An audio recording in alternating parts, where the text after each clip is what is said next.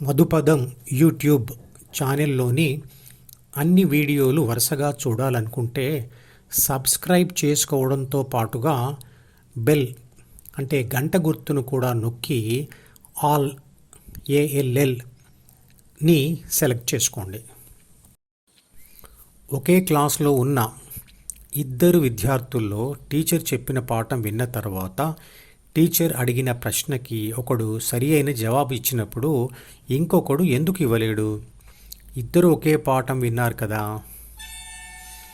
మనిషిలోని ఏ శక్తి అయితే తీవ్ర ధ్యాస పెట్టి టీచర్ చెప్పిన పాఠం వింటుందో మరియు అడిగిన ప్రశ్నను ధ్యాస పెట్టి విని మనసులో ఇదివరకే భద్రపరిచి ఉన్న సమాచార సహాయంతో ఆ ప్రశ్నని అర్థం చేసుకుంటుందో, ఏ శక్తి అయితే అర్థం చేసుకున్న ఆ ప్రశ్నకు సమాధానం కోసం ఆదుర్దా లేకుండా ద్వితీయ మనసును సంప్రదించి అడిగిన ప్రశ్నకు సరి అయిన సమాధానాన్ని రాబట్టుకొని స్వరపేటికను, పెదవులను, నాలుకను కదిలిస్తూ సమాధానం చెబుతుందో అది ప్రాథమిక మనసు మరియు అహంతో కూడిన ఆత్మ.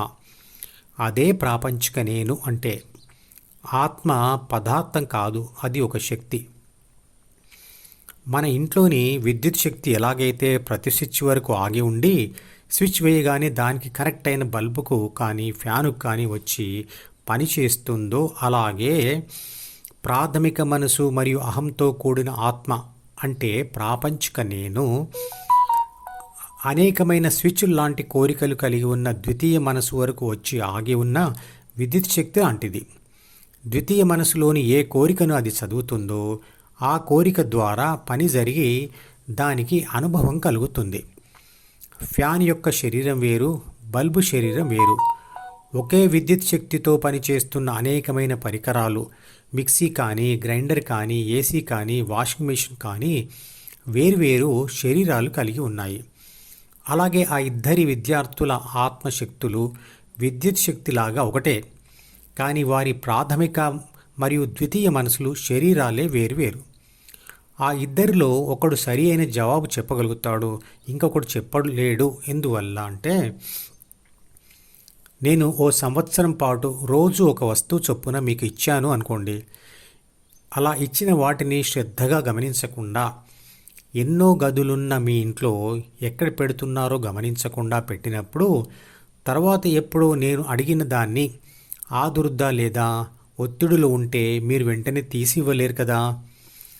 అలా తీసి ఇవ్వాలంటే ఒకటి, ఇచ్చిన ప్రతిదాన్ని సమయం తీసుకొని ఆసక్తితో గమనించాలి.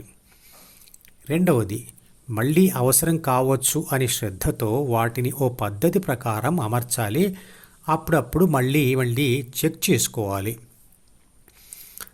తర్వాత మూడవది, మళ్ళీ వెతికి అడిగిన దానిని బయటికి తీసేప్పుడు మానసిక ఒత్తిడి, ఆదుర్దా లేకుండా వెతికి తీసి ఇవ్వాలి. అలాగే చదువు విషయంలో కూడా ఆసక్తి ఉండడం, సమయం వెచ్చించడం, తీక్షణ ధ్యాస పెట్టడం, మననం చేసుకోవడం, ఒత్తిడి లేకుండా ఉండడం అవసరం. అంటే తీక్షణ ధ్యాసతో విషయాలని వినడం మరియు గ్రహించడం మరియు విశ్లేషించడం, తర్వాత మననం చేస్తూ మనసులో దాచుకోవడం, అవసరం వచ్చినప్పుడు ఒత్తిడి, ఆదుర్దా లేకుండా మళ్ళీ వాటిని వెతికి తీసి ఉపయోగించడం. ఇవన్నీ విద్యార్థులకైనా, ఉద్యోగస్తులకైనా, వ్యాపారస్తులకైనా, రాజకీయ నాయకులకైనా, గృహిణులకైనా, వృద్ధులకైనా, ఎవరికైనా అవసరమే. ఇవన్నీ పుట్టుకతో అందరికీ ఎంతో కొంత ఉన్నా చుట్టూ ఉన్న పరిస్థితులు వాటిని నష్టపరచవచ్చు. కానీ ధ్యానంతో అవి అన్నీ తిరిగి పొందవచ్చు.